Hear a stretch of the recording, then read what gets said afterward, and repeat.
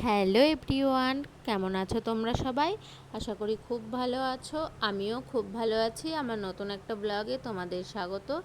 আজকের ব্লগটা এখান থেকেই শুরু করছি এবং এইভাবেই শুরু করছি। তো সকালে ঘুম থেকে উঠে সকালের যা কাজ থাকে বাসি ঘরগুলো ঝাড় দিয়ে নিচ্ছি। আর আজকে ঘুম থেকে উঠতে অনেকটাই লেট হয়ে গেছিলো, কারণ কালকে ঘুমাতে ঘুমাতে অনেক বেজে গেছিলো। তো আজকে ঘুম থেকে উঠতে লেট হয়ে গেছিলো। ঘুম থেকে এত ঘুম ছিল, চোখে উঠতে ইচ্ছা করছিল না।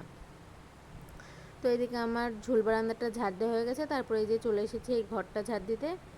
আর কালকে সব ভালো করে ঝাড় দিয়ে ঘর মুছেছিলাম, আর আজকে অতটা ভালো করে ঘরটা ঝাড় দিচ্ছি না, উপর ঝাড় দিয়ে নিচ্ছি। আর পরে সময় পেলে আর কি ঝাড় দিয়ে নেব। তো বাসি ঘরটা আগে ঝাড় দিয়ে নিচ্ছি। তো এইদিকে আবার ডাইনিংয়ে এই যে সোফাটার উপরে একটু নোংরা দেখে সোফাটা ঝেড়ে নিলাম। তারপরে ডাইনিংটা আমি ঝাড় দিয়ে নিচ্ছিলাম।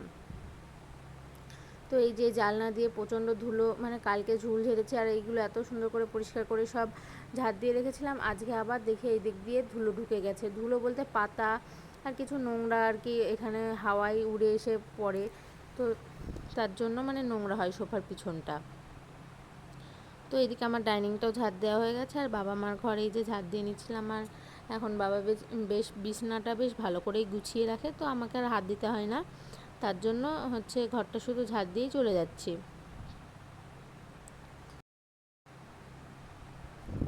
আর এত গরম পড়েছে, সকালে তো আরও ঘুম থেকে উঠতে ইচ্ছে করে না, রাতে তো ঘুম হয় না গরমে।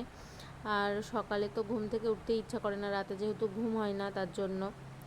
আর এদিকে বাবা মার ঘরটা ঝাড় দিয়ে আমি চলে এসেছিলাম আমাদের এই ঘরটা, বিছানাটা তুলে নেব। আর মেয়ে শুয়েছিল বলে বিছানাটা আমি পরেই তুলি আর কি, সব ঘরগুলো ঝাড় দিয়ে নিই, তারপরে আমাদের ঘরটা আসি ঝাড় দিয়ে গুছিয়ে ঝাড় দিয়ে নিই। তো বিছানাটা আমি ঝেড়ে নিচ্ছিলাম। তো ঝেড়ে বিছানাটা আমি গুছিয়ে নেব। আর এত পরিমাণে গরম পড়েছে, বিছানা চাদরটা দুদিন অন্তর অন্তর আমি কেচে দিই। এখন আর এই দুটো ফ্যানে চলছে না, এত গরম পড়েছে। কালকে তো প্রচণ্ড গরম পড়েছে। যাই হোক, এই যে এইদিকে আমার বিছানাটা গোছানোর পরে তারপরে আমি এই যে চলে এসেছি ঘরটা ঝাড় দিয়ে নিতে। তো ঘরটা আমি ঝাড় দিয়ে নিচ্ছিলাম, আর সমস্ত ঘরগুলো ঝাড় দেওয়া হয়ে গেছে। তারপরে এই যে বেশি জামা কাপড় এখন অতটা থাকে না, তো অল্পই জামা কাপড় থাকে। তো যে জামা কাপড়গুলো কেচে দিয়েছিলাম সকালে, তো সেই জামা কাপড়গুলো নিয়ে চলে এসেছিলাম জামা কাপড়গুলো মেলতে। তো ছাদে এই যে জামা কাপড়গুলো মেলে নিচ্ছিলাম, আর মা এদিকে ছাদটা ঝাড় দিচ্ছিল, আর বাবা মেয়ের সাথে ছাদে খেলা করছিল ছাদে। আর মেয়ে তো সবাইকে পেলে বেশ ওর খুশি হয়।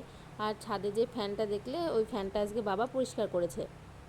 আর সারাদিন আমার কোনো আজকে ভিডিও করা হয়নি। তারপরে একেবারে চলে এসেছিলাম সন্ধে, এই যে সন্ধ্যার সময় এই যে ময়দাটা মেখে নিচ্ছিলাম রুটি করার জন্য।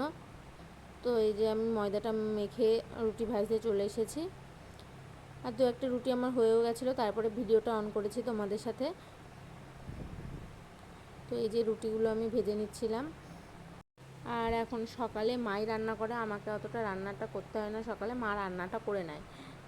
এদিকে আমি বিকেলে এই যে সন্ধ্যার সময় আর কি রুটিটা ভেজে নিই।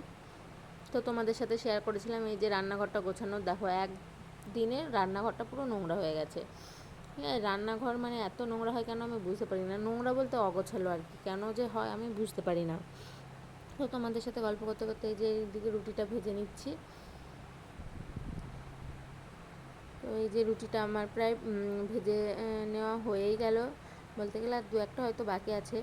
তো তোমাদের সাথে একটা কথা শেয়ার করি, কিছু কিছু মানুষ এমন হয় না যে নিজেকে খুব বড় ভাবাতে হবে আর কি, মানুষের কাছে সব কিছু সেই জানে আর কি, এরকম একটা ব্যাপার থাকে তার মধ্যে, সব কিছু সে আগে বলবে এরকম একটা ব্যাপার থাকে।